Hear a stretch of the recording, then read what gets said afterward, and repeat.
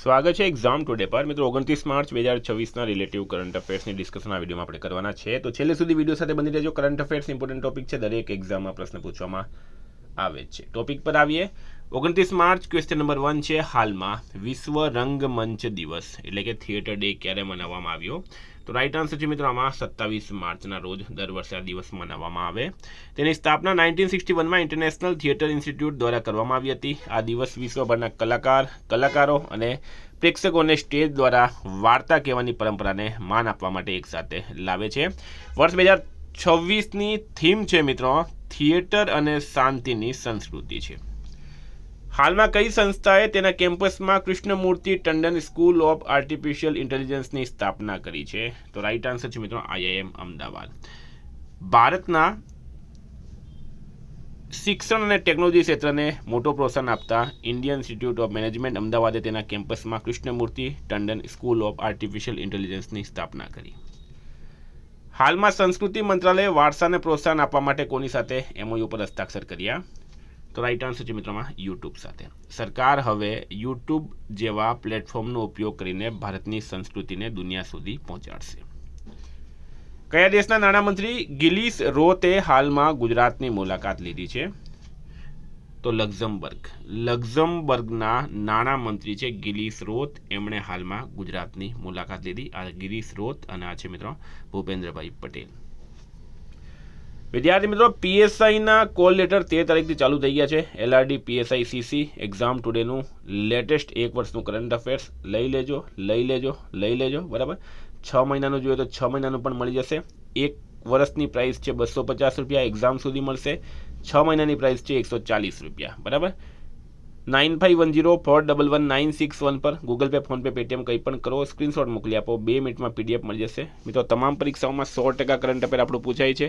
India, Gujarat, international લેવલનું પૂરું current affair આવી જશે. કોઈને ડેમો PDF જોવી હોય, ગઈ પરીક્ષામાં પૂછાયેલા સબૂત જોવા હોય તો પણ આ નંબર પર મેસેજ કરો બરાબર. PDF ખૂબ જ સારી હોય છે ને 100% કરંટ અફેર્સ અમારું પૂછાય છે. હાલમાં રાષ્ટ્રીય મહિલા આયોગે રાષ્ટ્રવ્યાપી ડિજિટલ સુરક્ષા અભિયાન માટે કોની સાથે ભાગીદારી કરી? પ્રશ્ન છે, રાષ્ટ્રીય મહિલા આયોગ રાષ્ટ્રવ્યાપી ડિજિટલ સુરક્ષા અભિયાન માટે કોની સાથે ભાગીદારી કરી? રાઈટ આન્સર છે મિત્રો આમાં ટ્રુ કોલર સાથે બરાબર. ટ્રુ કોલર રાઈટ આન્સર થશે, ટ્રુ કોલર સાથે. હાલમાં 9મો ફાર્મામેડ 2026 ક્યાં યોજાશે? તો ન્યૂ દિલ્હી ખાતે.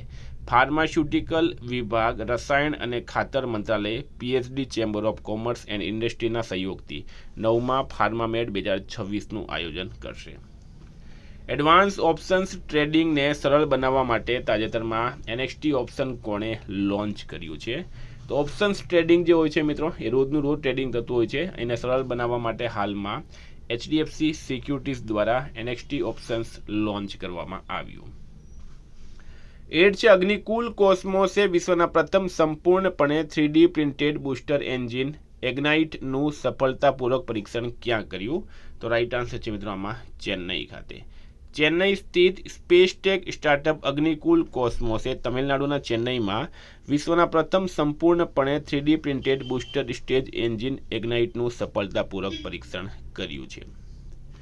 9 છે, હાલમાં સરકારે કોસંબા ROR ફ્લાયઓવરને ક્યાં મંજૂરી આપી? સ્ટાર માર્ક કરજો મિત્રો. કોસંબા ROR, કોસંબા આવેલું છે ગુજરાતના સુરતમાં બરાબર. તો ગુજરાત રાઈટ આન્સર થશે.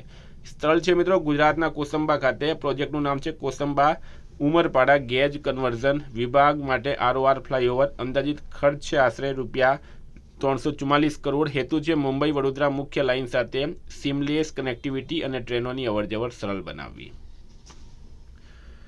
મિત્રો ગ્રામીણ કનેક્ટિવિટી વધારવા માટે ગુજરાતને SpaceXની પેટા કંપની સ્ટારલિંક સાથે ભાગીદારી કરી. કરુણા અભિયાન હેઠળ ગુજરાત છેલ્લા 10 વર્ષમાં 1.18 લાખ પક્ષીઓને બચાવ્યા. ગુજરાત સરકારે હર સ્ટાર્ટ 5.0 નામની એક સીમાચિહ્નરૂપ પહેલ શરૂ કરી. ગુજરાતે 1000 કરોડના ઇનોવેશન ફંડ સાથે મહત્વાકાંક્ષી STI નીતિ 2026-2031નું અનાવરણ કર્યું. ગુજરાતના સાણંદમાં ભારતનો પ્રથમ સેમિકન્ડક્ટર પ્લાન્ટ પૂર્ણ થયો. ગુજરાત 16.5% હિસ્સા સાથે ભારતનું નવીનીકરણીય ઉર્જા પાવરહાઉસ બન્યું છે. હાલમાં પેત ઉત્સવ ક્યાં મનાવવામાં આવ્યો? તો મિત્રો ગોવા રાઈટ આન્સર થશે. ગોવાના CM છે પ્રમોદ સાવંત. પેત ઉત્સવ ગોવામાં ઉજવાતો સ્થાનિક લોક દેવી કેલબાઈ માતાનો ઉત્સવ છે. હાલમાં ગોવિંદ ભટ્ટનું નિધન થયું છે. તેઓ કોણ હતા? તો મિત્રો યક્ષગાન કલાકાર હતા ગોવિંદ ભટ્ટ, હાલમાં એમનું નિધન થયું છે.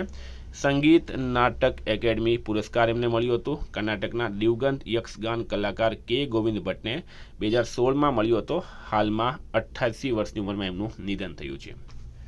12 છે એલોન મસ્કની ટેસ્લા અને સ્પેસ એક્સ દ્વારા આર્ટિફિશિયલ ઇન્ટેલિજન્સ ચિપ્સ બનાવવા માટે કયો પ્રોજેક્ટ લોન્ચ કરવામાં આવ્યો?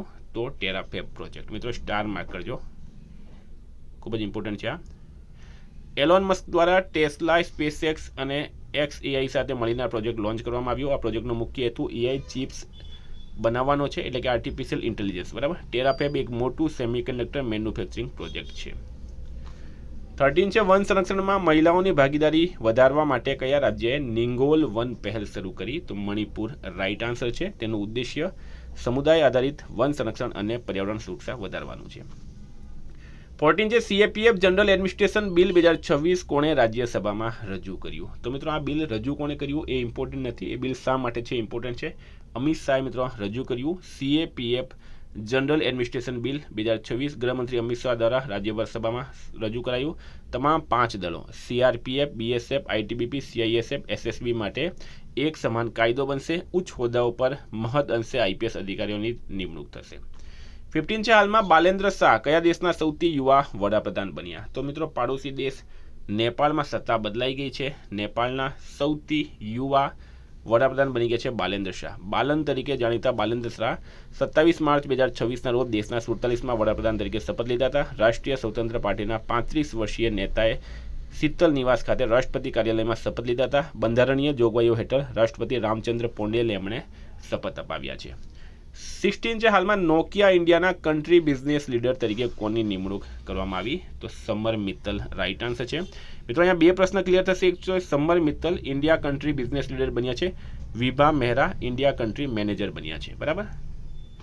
17 છે હાલમાં G7 સમિટ 2026માં પ્રધાનમંત્રી મોદી ક્યાં હાજરી આપશે? તો G7 summit 2026 France right answer છે. ભારતના વડાપ્રધાન નરેન્દ્ર મોદી 15 થી 17 જૂન 2026 દરમિયાન ફ્રાન્સમાં યોજાનારી આગામી G7 સમિટમાં ભાગ લેશે. ભારતીય વિદેશ મંત્રી S જયશંકર સાથે રાજદ્વારી ચર્ચા બાદ ફ્રાન્સના વિદેશ મંત્રાલય દ્વારા તેમની ભાગીદારીની સત્તાવાર પુષ્ટિ કરવામાં આવી છે. તો મિત્રો આ હતા કરંટના પ્રશ્નો. વાત કરીએ રિવિઝનની. 28 માર્ચ 2026 રિવિઝન પર આપણે આવી ગયા. મિરગી જાગૃતતા દિવસ 26 માર્ચ ઉજવાય. નવજાત શિશુઓ માટે અનમોલ યોજના ક્યાં શરૂ કરવામાં આવી? દિલ્હીમાં. કેન્દ્રીય કેબિનેટે ગિફ્ટ સિટીથી કયા સ્થળ સુધીના મેટ્રો વિસ્તરણને મંજૂરી આપી? શાહપુર. હાલમાં DPIITએ ભારતના સ્ટાર્ટઅપ ઇકોસિસ્ટમને મજબૂત બનાવવા કયા ફિનટેક પ્લેટફોર્મ સાથે ભાગીદારી કરી? રેઝરપે. પેરિયાસામી કુમારનને કયા ભારતના હાઈ કમિશનર તરીકે નિયુક્ત કરવામાં આવ્યા? બ્રિટેન રાઇટ આન્સર છે. 7 છે હાલમાં QS વર્લ્ડ યુનિવર્સિટી રેન્કિંગ 2026માં કઈ ભારતીય શૈક્ષણિક સંસ્થા પ્રથમ ક્રમે રહી છે? IIT દિલ્હી. ભારતીય વાયુસેનાની સૂર્યકિરણ એરોબેટિક ટીમ 2 દિવસીય હવાઈ પ્રદર્શનનું આયોજન ક્યાં કરી રહી છે? ચંડીગઢ ખાતે. હાલમાં કયા રાજ્યએ વન સંરક્ષણને પ્રોત્સાહન આપવા માટે નિંગોલ ફોરેસ્ટ પહેલ શરૂ કરી? મણિપુરે. Integral human philosophy India's world view પર આંતરરાષ્ટ્રીય શૈક્ષણિક પરિષદનું ઉદ્ઘાટન મૈસૂરમાં થયું. વિશ્વ યુવા સંસદ માટે ભારતમાંથી કોની પસંદગી થઈ? સ્તુતિ પ્રધાનની. JP મોર્ગન દ્વારા ભારત માટે નવા સિનિયર કન્ટ્રી ઓફિસર તરીકે નિમણૂક કરવામાં આવી છે. રાહુલ બડવાડની. S&P ગ્લોબલ રેટિંગ્સ દ્વારા ભારતના નાણાકીય વર્ષ 2027 માટે GDP વૃદ્ધિ દરનો અંદાજ 7.1%. હોર્મુઝ સ્ટ્રેટ દ્વારા ભારતમાં આવતા જહાજોને સુરક્ષિત રાખવા માટે ભારતીય નૌકાદળે હાલમાં કયું ઓપરેશન શરૂ કર્યું? ઓપરેશન ઉર્જા સુરક્ષા. હાલમાં BBCના નવા ડાયરેક્ટર જનરલ તરીકે નિમણૂક થઈ છે મેટ બ્રિટનની. OpenAI દ્વારા એશિયા પેસિફિક ક્ષેત્રના પ્રમુખ તરીકે કોની નિમણૂક કરવામાં આવી? કિરણ મણી. મિત્રો ગઈકાલે પ્રશ્ન પૂછાયું 26 માર્ચે કયા દેશનો સ્વતંત્રતા દિવસ ઉજવવામાં આવ્યો? બાંગ્લાદેશ રાઇટ આન્સર હતું. આજનો પ્રશ્ન છે અનલાઇકલી પેરાડાઇઝ પુસ્તક કોણે લખ્યું? એનો જવાબ તમારે કમેન્ટ બોક્સમાં જણાવવાનો. વિદ્યાર્થી મિત્રો વોટ્સએપ ટેલિગ્રામની લિંક ડિસ્ક્રિપ્શનમાં છે. PDF માટે 9510411961 પર કોન્ટેક્ટ કરો. Thank you. ફરી મળીશું. જય હિન્દ, જય ભારત.